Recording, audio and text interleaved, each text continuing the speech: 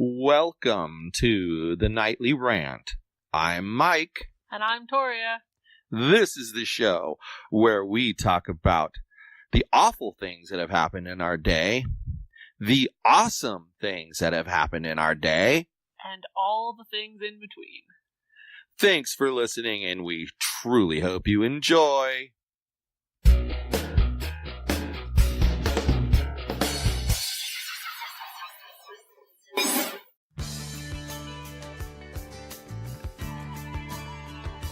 Do you miss the glory days of talk radio, where the hosts knew their stuff and were not spreading fake stories? What would it be like if those same hosts could speak their mind and not have to answer to management for it? I have just the thing for you. Spencer Hughes Podcast Adventures is the new show from Spencer Hughes, formerly of Fox News Radio and a host of other places. For as little as $1 a month, you can have access to Spencer again. His insights will make you think, and his humor will make you laugh. This is your chance to help a man build his dream and support his family.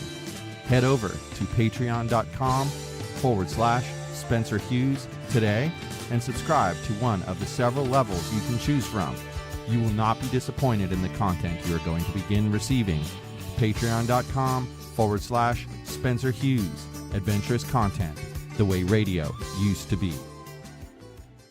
You know, sometimes talking to you It's makes horrible. me realize that I've had some weird-ass experiences in the time that I've known you.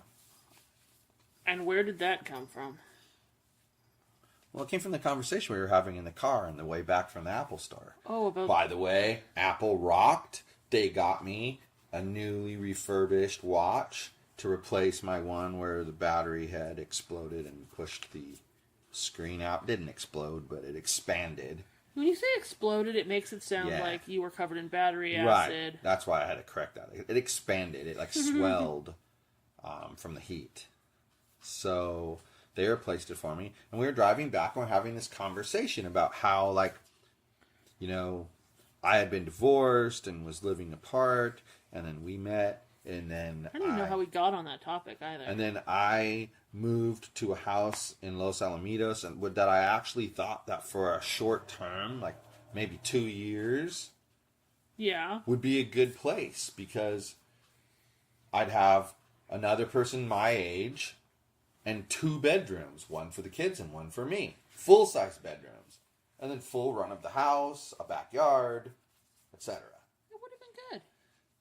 Except for the fact that the guy was a psychopath. Well, yeah, that was a little bit of a problem. So then I was in a kind of a hurry to just kind of rent a room because, you know... Because you had to get away from the psychopath. Right. And so I got the room at the trailer park. And then I decided that I was going to get something for myself so that I could, you know, be more comfortable with the kids. And it was very cramped in one room for, you know, 3 of us. But we did it. We made it work for a while. You know, I got to give those kids credit. They never once complained. They complain now that it's over, but... But they didn't complain during that time. Right. Says a lot. Says a lot. Anyway. And then, like... I found this other place that I had originally looked at as for a room rental a while back. The lady called me and said, "Hey, you know, my kids, they're moving out, and this place is going to be empty, and, you know, I'll rent it to you for this much money." She gave you a pretty reasonable rate. And it was a reasonable rate, and the deal was that it would be my place. Nobody else lives there. Right. Unless I say they live there. Otherwise, they don't live there. And that was the agreement. We had it in writing. And like 2 days before I'm supposed to move... Like you had already gotten keys cut. Yeah. 2 days before I'm supposed to move, crazy lady tells me that she took one of the big bedrooms and split it in 2. And that's where me and the kids were going to live because her kids were going to still stay there. And you were going to pay the whole rent. And I was going to pay the whole rent. Nuh-uh, not happening. So, I guess that's how we got on this topic is... the crazy shit that people will do to try to scam you. Like, are there really that many people out there who would just look at that situation and go, "Oh, okay, well, sure. My kids and I will share the little 1 foot by 1 foot, each of us will have a 1 foot by 1 foot room. And your kids will get all the rest of the house. Well, yeah, because they split the smallest bedroom into 2 for you. It's like, okay, well, and your kids will get the whole run of the house while we're stuck in those rooms. Sure, and I'll pay the whole rent. I mean, are there really people who would do that? I think she thought you wouldn't back out of the in-writing contract. But she did, so why wouldn't I? And the thing here is, I mean, are there really that many people that would fall for that? Or was she just the stupid one? I think she was the stupid one. Because I don't think there's that many people that would fall for that. I don't think she was stupid. I think she was desperate. But by stupid, I mean not a very good crook. Yeah, okay. For those of us who aren't trying to rip people off, sometimes these people prey on your emotions to the point where... you can't tell that they're lying to you. But this lady didn't even have that kind of skill. She just kind of lied to your face. I mean, what she should have really what she should have done is just had you let you move in and then told you. Like, you show up on the day with all your stuff. Then that would have been interesting. Yeah, there'd have been a lawsuit, man. Yeah, she'd have been paying your bills for wherever you had to stay while you found a different place.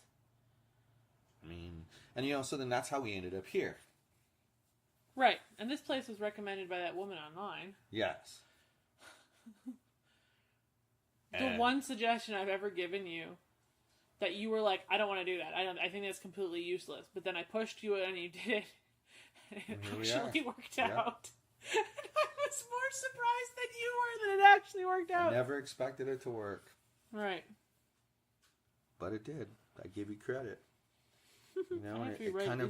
It kind of fits what I preach, though, about how you have to be prepared to do whatever. And if you do whatever, more often than not, good things will come out of it. Well, and you have to ask. You did what you said you should do, and you didn't. It took no effort from you to post on Facebook that you were looking for a place. So what could it hurt? Right. Right. But there they were, just boom, ready to go. You remember when I was searching for an apartment when I was in Lethbridge? Yeah. I saw 3 places. One of them was a literal shithole. So that's clearly was crossed off my list. The second place was super, super nice. And it was very close to where I worked. Mm-hmm. But... and I was all for it, and it was within my price range, and it had 2 bedrooms, not just one, so I could have had a little office area. And then the guy told me that they wouldn't allow me to have any male house guests because of their religious beliefs. And I was like, excuse me? Yeah, I don't think so. Can I have, satanic rituals? Because your comment right now is making me want to. Right. That was a hard no. And then I found the most wonderful of people, who I'm still friends with on Facebook, who still comments on my stuff once in a while. And she was like, yeah, I'll rent you my basement. And she was wonderful. We went to the craft store together. Yeah, she took me to Walmart sometimes. She was a nice lady. Yeah. Very nice lady. I mean, that to me, though, is the same thing that we try to do here. Be courteous to the manager of the building. Right. Do your share to help keep the place clean. Well, you do more than your share to help keep this place clean. And, make sure, but that's how, if everybody were to do this, it wouldn't be such a big deal for anybody. If everybody were to do it, you would never have to do extra. It's like, everybody do it. But then they appreciate you. And then you get away with little things. Well, and it's not even about that, though. But you do. It's just about being able to, yeah, you know what? If I need to do X, Y, or Z, and I'm not normally supposed to be able to do that, well, you're going to let me because, give and take. Well, and it's nice because if there was a different apartment in the building that we'd be interested in renting, she would give us first dibs. Yeah, I think so. And if you want to know what's going on, I think if she's able to tell you, she would tell you. It's the tie from my purse, and the cats are obsessed with them.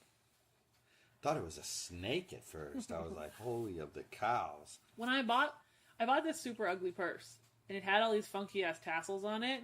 Like on every single zipper, there was one of those funky ass tassels. So and bizarre. I got rid of all of them except apparently that one. So what happened was I looked down and there was this thing down there that looked like a little baby snake. And I would die if there was a snake. Because of the way the lighting is, I couldn't tell if it was alive or what it was. And so I reached down, all cautiously, and pulled it up, and it was like fleshy feeling. Like, it's wow, leather. What the hell is this? And it turns out it's just like a little leather tassel from like a purse, like where you would put it on the zipper so you could open the zipper. But it's funny, I was looking at her like, what the hell is this thing? Well, now everybody knows that I hate tassels. But yeah, I think it all comes back to the same place. And that is that people, if people would just treat each other with respect, what a novel idea. And work together when they live in the same building, life would be 10 times better. Well, even if people would just work together, even people who don't live in the same building. Yeah? We live in an area where there are a couple of apartment buildings near each other. If everybody in all those apartment buildings would work together to keep the street in front of the apartments clean, it would stay clean. But instead, everybody, that's not my problem, that's their problem. Right. And that's why you end up with like an entire bag of clothes strewn from down there all the way to the corner. Yeah. Like an entire block of a bag of clothes strewn because nobody wants to pick it up because it's somebody else's problem. Yeah. But we're guilty as charged. I would pick it up if I had gloves. Well, see, that's the thing, though. That's why everyone makes some excuse for why they're not going to pick it up. Not saying that's necessarily a bad excuse. Just saying everybody makes some excuse. Maybe they should have a glove dispenser next to the us trash included. You know? Yep. But see, that's the thing about today's day and age. Like that body cam show on the TV, and that officer made a traffic stop, and when he was patting the person down, they had an open bag of fentanyl. Yeah, that's and scary. It sprayed up into the air, and he breathed it in, and he started throwing up and having convulsions. And they had to use scary. that Narcan on him to settle him down. But that's why they're all having an overdose. That's why they're all paranoid about wearing gloves and that sort of thing, because nowadays there's so many heroin addicts out there, and now people inject meth, they inject heroin. Mm-hmm. So there's lots of what's it called, needles, hypodermic needles out there, and they don't want to get stuck with those things because they don't know if it's disease or what. Right. So it's a scary Can't say thing. I blame them. No, it's a scary thing. So that's why also I think some people don't want to touch bags of clothes that are out on the street. Right. Imagine you grabbing a white powder flies up in the air, and the next thing you're convulsing and throwing up. Given that our street is a homeless highway. That's my point. Yeah.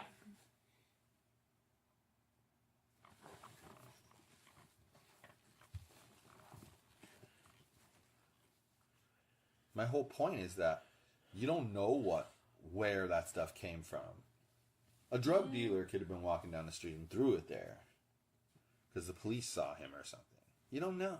Exactly. You just don't the know. only thing we ever really do a hard inspection of is when we see mail. Yeah, because that makes me nervous. Like, if that was my mail, I would want someone to let the police know that they had my mail. Right. And that one time, that police officer was super happy that I called. Mm-hmm.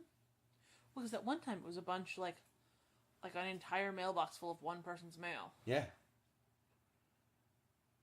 Usually it looks like the contents of the outbox. Yeah. Which is the easiest thing for most places to rip off because they don't make it secure. Which, honestly, I think our outbox is the one that gets raided, since it's broken.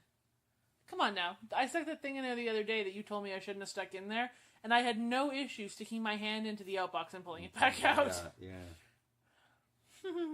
Well, I personally believe that's why those things got broken off in the first place. Yes, I don't just... It was... somebody pried it open. But, do you think it's somebody who lives here? Or do you think it's somebody who came in off the street and pretended like they lived here? I think it's likely the same people who rummaged the dumpster. Yeah, that's what I think. Which is why I don't want them in here. Not the curly-haired dude, though. I think it's the other one. Yeah, that's why I don't want them in here. Because the other one was belligerent. The curly-haired dude usually just ignores you and then leaves. Yeah. The other one's rude. Yep.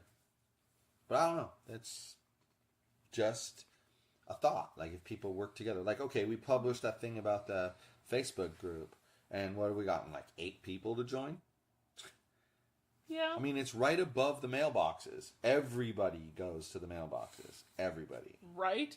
Everybody sees the sign at least twice a week.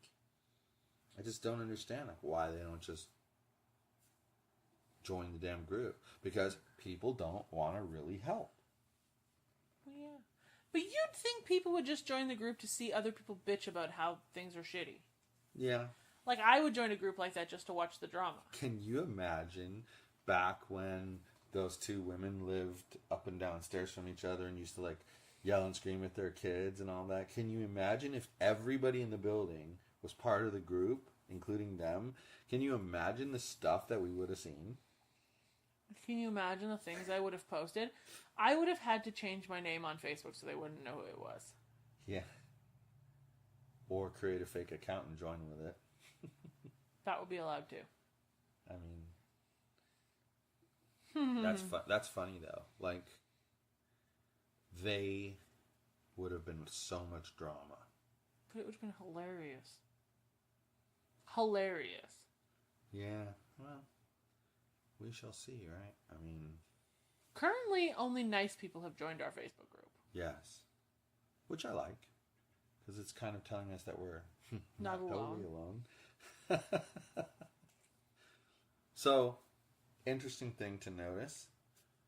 The overweight albino foster dog that we talked about a few episodes ago has settled in. And today in the morning, he ran down the hallway, leash attached, and played with Yogi. It was very cute. The 2 of them played and were romping around, and he always has that big smile on his face. My gosh. Mm-hmm. It was very cute. But the funny thing about him is he wants to play with all 3 of our cats. And there's really only one of them that he would, even if he was the nicest dog on earth, there's really only one of them that would actually play with him. She plays with Yogi, so. And that's Olive. Yeah. Okay. She's really the only one. Pretty Girl and Parker, they ain't playing with a dog. It isn't happening. They don't play with each other. But this dog is like woof, woof, woof, barking at them and going, arr, arr, and like playful growling at them. Tail wagging. And the tail's going a mile a minute. And they're looking at him like, you're a moron. If you come any closer, we're going to swat you with a mouthful of claws. And here comes the pretty girl who started this conversation. Hi, pretty girl. She heard her name. She had to come out and jingle at us. And so, this one here, pretty girl, is just staring him down, going, come on, I'll scratch your face off. And like hissing. And hissing at him, and he's thinking, why is she leaking air? I don't understand why she's leaking air. Why is she leaking air? And he's looking at me like, what's going on? I don't understand. Well, sometimes he gets the head tilt, like, why but are you instinctively, leaking? When you tried to put them a little closer together, he boogied. Yeah. Like, instinctively, he knew that she was going to beat the heck out of him with her claws. But what I'm getting at is he's so cute that he barks at them because he wants them to run so then he can chase them. Mm-hmm. But if he would calm down a bit, Olive would play with him. He's a little too loud for her right now. Yeah. Yeah. It's the hound in him. You know? Yeah, he's definitely part dachshund. He's a hound. He's so sweet, though. Like, last night he slept with Mitchell. Mm-hmm. And I thought that was cute because Mitchell so wanted him to sleep with him. And he was like, well, can't he sleep on my bed? And then I said, no, because that would be our luck. That'd be the night that guy would decide he's going to jump. Yeah, the dog would commit suicide on the top bunk bed. Dead dog. Pretty girl says she wouldn't mind that. Then, poor pretty girl. Then Mitchell was like, how about on the couch? And we both instinctively were like, no, he'll jump off the couch, and you'll never know if he pees anywhere, because we're still not totally sure of his potty training. We're making He's sure not 100% house trained. We're making sure that he has less mistakes. Anyway, but he has really only had, what, two? I mean, he peed on the wall, and the other day he pooped on the floor. That's not bad. But we established the poop was because he needed a walk. Yeah. And now that we've figured out that he has to go out right when he wakes up, because for whatever reason, we'll talk to the vet about that on Monday, but for whatever reason, he can't hold it. He has to go. Like, right then, boom, done. And it is what it is. I don't know what it's all about, but it's about some weird thing. We'll find out, I guess. But he's kind of come out of his shell. And I like it. I like that he's barking at the cat. And he's also become a little bit more independent. Like, before he's not so clingy. I have to jump on you. I have to sit on the couch with you. I have to be right next to you. Now he's just like, it's too hot to sit on the couch. I'm going to lay on the floor near you. Yeah. He's being really good. I'm very proud of him. His progress has been great. He's chilling out a little. And like we said the other night, he was a TV star. That was yesterday. Did you post the link for everybody? Yes, it's in the show notes. Good. But he's a good boy. He's a very good boy. I've enjoyed having him here. I like him more than I expected to like him. That's for darn sure. Yeah. I'm allowing myself to become slightly attached to this one because he's going to be here for a lot longer. Yeah, and he deserves it. That's the thing. He deserves it. Now, don't get me wrong. Like the puppy, we gave him all the kinds of love. We kissed him. We hugged him. But we also made sure that he had time away from us so that we didn't get like clingy bonded to him. Yeah. So we gave him as much love as we possibly could, like quite literally, probably 20 hours a day of love. But we gave him time where he had to be by himself. We didn't try to make excuses for him to sleep with us at night and stuff like that. Right. You know? Right. And a lot of people would, but we didn't, because we didn't want to get like totally attached to the puppy. But he's going to be here for a while. It would be mean not to give him the full affection. It would be mean. He deserves it. He needs like an older couple who spends a lot of time at home.